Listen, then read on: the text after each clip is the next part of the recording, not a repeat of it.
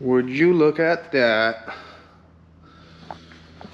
What is going on, everyone? Hope you guys are having a great Saturday, because right now it's Saturday, but when I post the video it probably won't be. But hope everyone's doing great. It's been a minute since I made an update.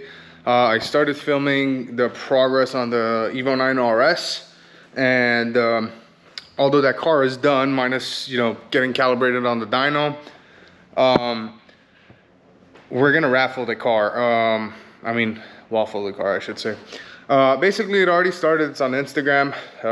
Once I post this video, because this is gonna probably be a couple series of videos and not just one, because I'll explain in a minute. You guys can DM me on the SpeedLab Instagram and get your entries. Unlimited entries per person, 550 spots. Started yesterday. We have 500 spots, so sold about 50. So it's going fairly quickly, but it's obviously going to slow down. It's going to take a couple weeks for everything to be sold. What I wanted to talk to you guys about today, my Shop EVO 9 is going to be on HOONIGAN. Ron, as many of you guys know, I built him an engine. His engine's right there. It's one of our 2.2s. He got in contact with me the other day asking if I know anyone or if I would like to be on this versus that. And of course, who wouldn't want that opportunity? So I was grateful enough to be given that opportunity, and hence decided to take it. However, in order to compete on this versus that, especially with the person that we're going to be competing against, super fast car, even though it's not a money race or anything like that, I obviously want to make sure my shop is represented very well, and I want to make sure the car is in perfect condition and doing the best it can. So one thing that I needed for that to happen, as you guys have seen on TikTok and just in general with the car, it's very hard to go into second gear when you're at 43, 44 pounds of boost in first. So it's a synchro transmission. It's a Bushwhacker transmission. Chris built it. It's a great trans, but stock final drive, and it's a synchro trans. So at the end of the day, you're gonna have some issues shifting when you're at almost 10,000 RPM. So got in contact with Rafe at RRT. Shout out to Rafe, man. He literally went out of his way for this one. I told him I gotta make it. I have an event in 10 days. And he's basically shipping back at PPG on Monday, and I'm gonna send my core out. So big shout out to him. As many of you guys know, Rafe, he's one of the only people that has more than a couple Evos in the 7s, and it goes to show why. He's an awesome dude. Like I said, he went out of his way to do this for me, and he does the same thing for his customers, and that's why they're so successful. So shout out to you, Rafe. Thank you again.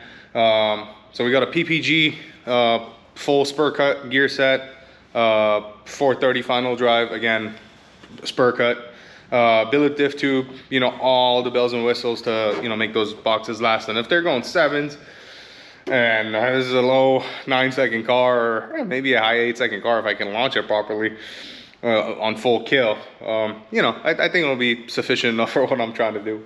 Also got a inline racing money shifter from one of my buddies on Facebook.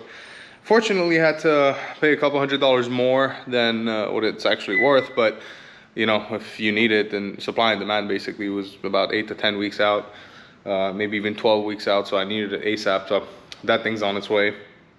And if you guys are wondering why, it's because whenever you have a dog box, you have no synchros, so you can easily shift from first gear to second gear and then back into first gear because there's no synchronizer to slow it down. So naturally, the selector would want to tilt off to the side and grab third gear whenever you're on a synchro box, because obviously the speed is not synchronized to go into first gear. But with a dog box, it does not care. You can shift from fifth to first if you really wanted to. So yeah, that's another thing. So it's been, I want to say close to 10 grand on just the transmission stuff.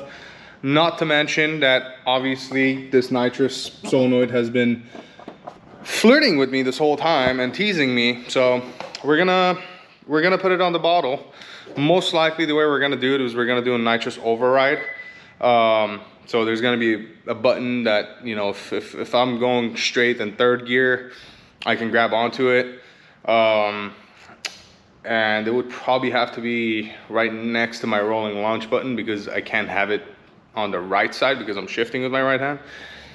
But I feel like that's a better way of doing it rather than just have it spray, you know, all the, or in third gear and fourth gear, because what if the car is already sideways or I'm losing traction, you know, I don't want to have to deal with that.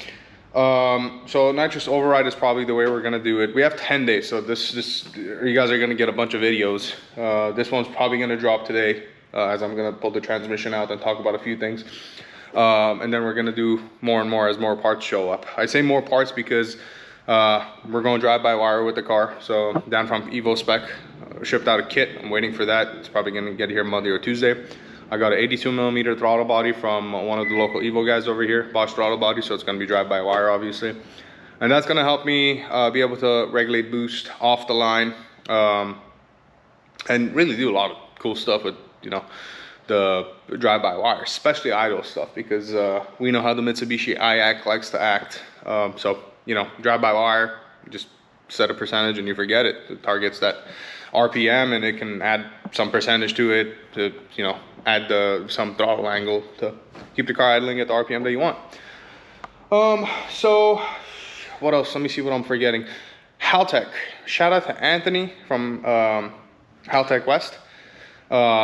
This guy always goes above and beyond for me, and that's kind of why. I mean, he's a great salesperson too, because I have like 10 Haltech kits sitting here. So if you guys need a Haltech, it's on the website, or you guys can DM me on Instagram or send a work request or send me an email, and I'll get you guys hooked up with a Haltech at a great price. So we got 2,500 kits, 1,500 kits for Evo 8s, and we have 4 CAN hubs coming from PowerTune Australia, so we can tune Evo 10s on 2,500. So that's another awesome thing that I'm waiting on. Just hit them up. They told me a couple more weeks, so that's also exciting. Anyway, got a sponsorship deal with them on IC7, so the car is going to be on a dash, so I can actually have a shift light and I don't have to look at the RPMs, because that's hard to do already. So that's going to be cool. And then obviously I can, you know, display whatever I want. So if I want to put my girlfriend's picture in front of me while I'm doing 170 miles an hour, I can do that, which I'm probably gonna have to do because I love my girl. But anyway, the other thing that we got from Haltech was a PD16. So we got the power distribution module. That's gonna allow us to use some outputs out of there and some IO stuff we can change around. So it's gonna allow us to basically activate more stuff without having to wire in relays and stuff like that into the ECU, which we're already basically out of pins at this point. So that's going to be awesome. Right now I have the Magnus launch control device on the e-brake, which really trips me out. I can't really get that right for whatever reason. Maybe I'm just handicapped like that. I can't get it to work properly.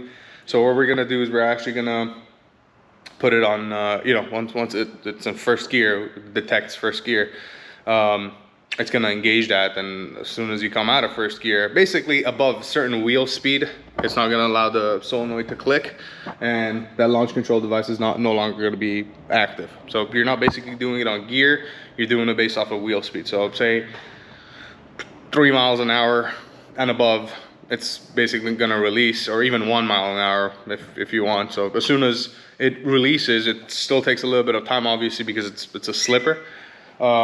So that's gonna work great. And then the other changes that we are going to be making is I'm gonna have to go to a V5 unless I want to make a custom throttle body adapter for the 82mm Bosch. I actually really want to go to the Magnus at this point because it's just gonna make a lot more power. The car spool's fairly late for a Zona. So what we're gonna do is we're gonna have an adjustable exhaust cam. That way on the dyno we can play with that and, you know, get the cam timing right and bring the power on a little bit earlier. This thing does make power all the way up to 9,200. So if we could play with that a little bit, then, you know, bring the peak torque down, say 700-800 RPMs, that's gonna help us a lot. We don't have to shift as high of an RPM, which has its own issues too. The lower the RPM, you know, the more chances of, you know, the closer you are to peak torque, so more chances of cylinder head lifting and all that stuff. But obviously you got to be careful with that in the tune. But the main reason why people lift heads is because, you know, they won't bang gears and they'll drop up at or right before peak torque, and you know, sometimes that cylinder pressure can be a little too much, have a knock event or whatever, and you lift the head and you know, you push the gasket. Hope that makes sense. But other than that, yeah, so today what I'm gonna do is I'm gonna put you guys on a time lapse. Tony already did most of this as I was working on something else yesterday. We're pretty much ready. I'm just gonna pull the subframe. It is a triple disc. I have an Exetti triple, which I think is cooked. We're gonna find out together. The reason I say that is because these Evo Spec cam gears, cam sensor covers, they have a seal over here. For whatever reason, it did not seal properly against my cylinder head. And I had a big leak, and this was my fault. I should have caught this earlier. Nobody's fault, really. It's the installer that has to pay attention to this stuff. And I don't have any transmission covers. Yep, I'm stupid like that. That's why you need transmission covers. And that's why I ordered 4 sets from STM. I'm not kidding. Let me show you guys. Every time I need something OEM that's hard to find, I give Brian a call. It's mostly STM, sometimes MAP. And we got a bunch of them in. So we figured we'll stock up on, you know, the fork springs. These are the little metal grommets for the input, the fork shaft. I was running low on well, I ran out of these crank pulley bolts, so got a bunch of those. Those are like 20 bucks a pop. I forgot how fucking expensive they were. But anyway, that's one thing that I love having, guys, is I love having inventory of Mitsubishi stuff. And let me guys show you. When I say I love having that, I'm not kidding. Look at this. I have more random Evo 8, 9, 10 parts than my local dealership, and that is a fact. That is a fact. Subframe bolts, transfer case, transmission drain plugs, fill plugs, Myvec bolts. I mean, you know, these are for the tensioner pulley bolts for the timing belt, Mirage spacer for the balance shaft elimination, stubby shafts, Castle plugs for the balance shaft elimination, dowels for the cylinder head to block. Obviously oil pump gears because these chip and I like having them in stock. Same thing with the actual crank sprockets, thermostats, camshaft caps, cam bearings for the Evo 10. We like to check these two whenever we're doing a cylinder head build, and a bunch of gaskets and stuff, which I have more in the office that I just remembered I haven't even opened. So it's nice to have all this stuff, guys, because sometimes I'll get local shops that will need a part. Obviously I like having them, but I also like being able to help these local shops if they ever need parts. This is all the AN stuff that we use here all the time. Valve cover gaskets. These are also, you know, some shops like to order this per job because it's like 80 bucks for the set. So I understand that, but I have to have these, you know, Myvec line, oil pickup tube, idler pulley, Evo 10 idler pulley. I mean, just everything I can get. Flywheel bolts. I still haven't. The shop's a mess, guys. It's Saturday. I walked in semi-hungover, but I love having all this stuff, guys, because it just makes my life so much easier. I don't need to wait 2 days for the dealership to give me this stuff, and I hate reusing flywheel bolts. As a matter of fact, I don't think I've done that. I probably only did that once this year, and that customer was made aware of. This is something that a lot of shops don't even replace, which I can understand why, because they can just clean off the Loctite, apply more Loctite, and those bolts aren't stretch bolts, so they're not torque to yield bolts. You can technically reuse them. I like to replace them. But yeah, other than that, we're gonna pull this off, and we're gonna have to address the oil leak, but I'm just gonna show you guys how we're gonna basically pull everything off the transmission, how we're gonna ship it, and we're gonna look at the clutches. The oil leak that I was talking about, I posted a TikTok video, and I didn't even realize it at the time, but the clutch was literally trying to hang on for dear life. I had 5 people in the car, including me, and we were doing pulls, and I did a first to fourth pull, and basically third and fourth gear just, it was at 9,500 RPM. It just, the clutch was not holding. And bet you money it's because oil spilled inside the inspection cover, and the discs are now cooked. So that's another $2,500 that I'm gonna have to spend, and I'm gonna have to go to a quartermaster at this point because I do not want to have any lockout issues. Not that I did with this, because I polished the shit out of the legs of the Exetti Triple, but we'll see. We might be able to do a rebuild kit. It's just going to be a matter of time, because we have including today, we have 10 days. Tomorrow I'm not going to be in, so realistically we have 8 days starting Monday to get this car show ready.